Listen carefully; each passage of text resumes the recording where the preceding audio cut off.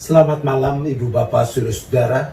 Semoga kita semua tetap ada di dalam naungan damai sejahtera Allah. Dalam syafaat malam ini, kembali kita akan merenung, berefleksi lewat sebuah cerita. Beberapa waktu yang lalu, saya mendapat kiriman cerita yang menurut saya menarik. Judulnya, Ingat Bebek.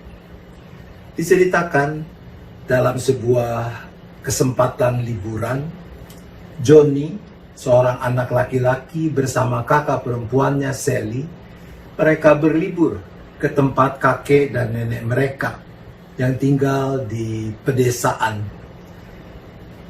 Dalam kesempatan itu, Johnny dan Sally menikmati alam sekitar yang ada di daerah pertanian itu. Suatu petang, Johnny pergi keluar membawa ketepelnya. Ia mencoba untuk membidik sasaran yang ia letakkan di salah satu bagian dari pelataran yang ada di tempat kakek dan neneknya itu. Tetapi apa mau dikata, setelah sekian kali ia melepaskan ketepel yang ia bawa itu, ia tidak juga berhasil membidik dan mengenai sasaran yang telah ia tempatkan itu. Maka dengan hati kesal, karena hari mulai gelap, akhirnya Johnny pulang untuk makan malam. Menjelang tiba di rumah kakek neneknya itu, ia melihat ada seekor bebek peliharaan kakek neneknya ada di depan halaman. Maka Johnny membidik bebek itu. Ia melepaskan batu dari ketepelnya itu. Ternyata kena persis di kepala bebek itu. Dan bebek itu mati. Johnny terkejut. Ia segera mengambil bangkai bebek itu, lalu menyembunyikannya di bawah timbunan kayu-kayu. Selesai ia menyembunyikan bebek itu, ketika berbalik badan, ia melihat Sally, kakaknya, sedang mengawasi dia. Sally tidak berkata sepatah kata pun. Selesai makan malam, nenek mengatakan kepada Sally, "Sally, kau bantu nenek untuk mencuci piring-piring kotor bekas kita makan." Sally dengan senyum manis berkata kepada neneknya, "Nek, tadi Johnny bilang dia mau membantu nenek, jadi biarlah Johnny yang membantu nenek untuk mencuci piring-piring kotor ini." Lalu ia melihat kepada Johnny. Johnny cemberut. Sally menghampiri, lalu Sally mendengar apa yang dibisikkan Sally. Johnny bergegas masuk ke dapur dan membantu nenek untuk mencuci piring. Keesokan harinya, kakek menawarkan kalau anak-anak mau ikut pergi bersama dia memancing. Belum mereka berangkat, nenek berkata,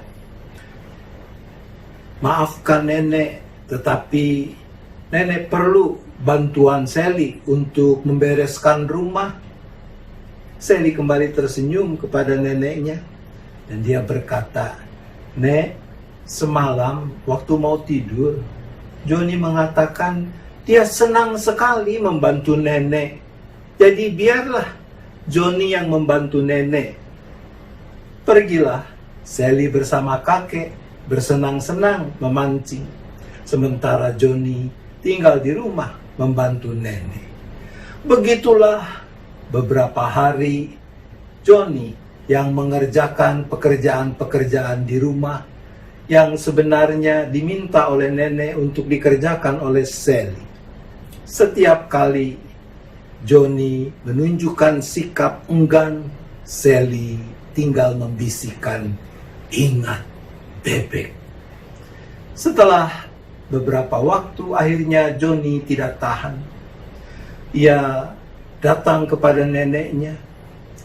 Ia mengaku kepada neneknya kalau beberapa waktu yang lalu tanpa sengaja ia telah membuat bebek milik kakek dan neneknya itu mati. Si nenek sambil membelai kepala Johnny berkata, "Nenek tahu hal itu.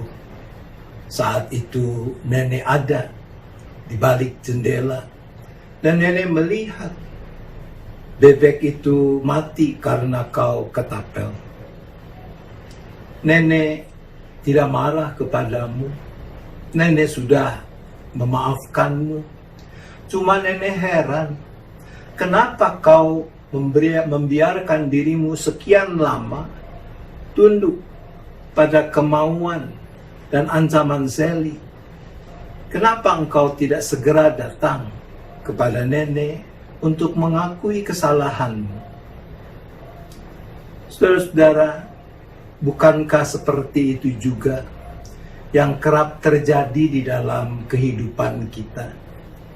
Bahwa apa yang menghalangi kuasa pengampunan, kuasa pemeliharaan Tuhan kepada kita adalah karena kerap kita enggan untuk dengan tulus mengakui kesalahan kita dan mohon pengampunan Tuhan. Seperti si nenek, bayangkan Yesus, ia juga berdiri di balik jendela.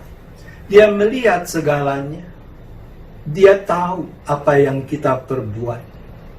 Yesus tentu tidak suka akan dosa-dosa yang kita perbuat. Tetapi bukankah sebenarnya tangannya selalu terbuka untuk merangkul kita, untuk mengelus kita, mengatakan, "Aku tahu apa yang kamu perbuat dan aku mengampunimu." Bukankah itu yang dikatakan di dalam surat 1 Yohanes pasal 1 ayat 9? "Jika kita mengaku dosa kita, maka ia adalah setia dan adil, sehingga ia akan mengampuni segala dosa kita dan menyucikan kita dari segala kejahatan." Mari saudara, kita juga menggunakan saat-saat di mana kita lebih banyak tinggal di rumah. Kita juga gunakan saat-saat itu untuk merendahkan diri kita di hadapan Tuhan, untuk merenung, untuk mengingat dosa-dosa kesalahan kita, mengakuinya di hadapan Tuhan, agar kita boleh menyambut anugerah pengampunannya yang melegakan kita. Tuhan menolong kita. Amin. Mari kita berdoa. Bapa di sorga, kami sungguh bersyukur karena sekalipun kami penuh dengan cacat celah dan noda dosa, Engkau selalu siap untuk merangkul kami. Engkau selalu bersedia untuk mengampuni kami. Maka Bapa, mampukan kami untuk terus menumbuhkan kejujuran dan ketulusan, untuk mau mengakui segala dosa pelanggaran kami di hadapan Tuhan dan mohon pengampunan-Mu. Dosa-dosa yang juga kami wujudkan di dalam relasi kami terhadap sesama kami.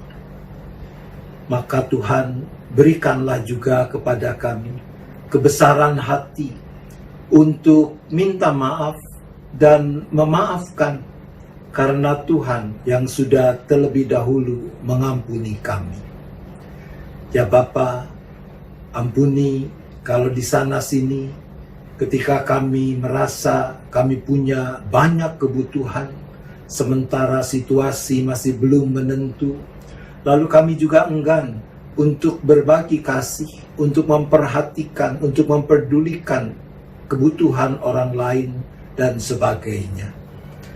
Biarlah dengan anugerah pengampunan yang kami terima, kami juga dimampukan untuk mau menjadi saluran dan pernyataan kasih Allah bagi orang-orang yang membutuhkannya. Ya Bapa, kami berdoa bagi keluarga-keluarga yang berduka, bagi orang-orang yang kesepian, terutama para lansia, orang-orang yang harus menjalani isolasi baik di rumah sakit maupun di rumah. Tuhan, kami percaya Engkau tidak tinggalkan mereka, tapi Engkau juga mau memakai kami dan memanggil kami untuk meneguhkan mereka, menguatkan mereka, menghibur mereka, supaya mereka tahu mereka tidak sendirian. Ya Bapa, kami juga berdoa agar di dalam kesesakan perekonomian dan keuangan yang sedang terjadi ini, masyarakat, termasuk kami, para pengikut Kristus, mau bertolong-tolongan menanggung beban kehidupan ini, agar dengan demikian tidak ada orang yang akhirnya menjadi putus asa karena tidak menemukan pertolongan yang ia butuhkan. Sampai pada saatnya kami semua juga boleh bangkit lagi di dalam menjalani hari-hari yang Tuhan anugerahkan kepada kami. Bapa, sebentar kami akan beristirahat. Sertai kami dalam istirahat sepanjang malam ini, agar kami boleh bangun besok dalam kesegaran, dalam kekuatan, dengan pengharapan yang terbarui.